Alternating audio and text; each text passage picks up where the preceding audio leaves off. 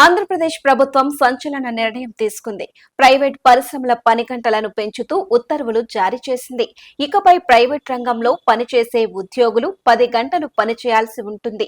Private రంగంలో పనిచేసే ఉద్యోగుల కోసం కార్మిక చట్టాల్లో భారీ మార్పులు చేపట్టింది.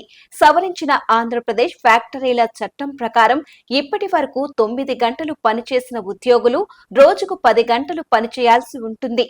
ఉమ్మడి ఆంధ్రప్రదేశ్ లో ఉద్యోగులు రోజుకు గరిష్టంగా 8 గంటలు పనిచేయడానికి పరిమితి ఉండేది. కొత్త రాష్ట్రం ఏర్పాటు అయిన తరువాత పరిస్థితులు పూర్తిగా మారిపోయాయి. పెట్టుబడులు భారీగా ఆకర్షించేందుకు చేస్తున్న ప్రయత్నాల్లో పని గంటల పెంపు కూడా ఒకటి. మ్యాన్ పవర్ అధికంగా ఉన్న ఆంధ్రప్రదేశ్ లో పని గంటలు కూడా 10 గంటలు చేస్తే పరిశ్రమలు వచ్చేందుకు మొగ్గు చూపుతాయని ప్రభుత్వం భావిస్తోంది.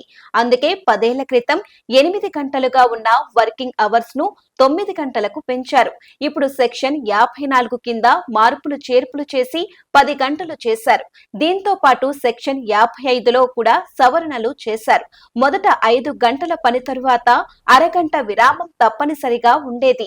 దీనిని ఇప్పుడు 6 గంటల పని తరువాత 1 గంట విరామంగా మార్చారు. ఓవర్ టైం గరిష్ట పరిమితిలో కూడా మార్పులు చేశారు.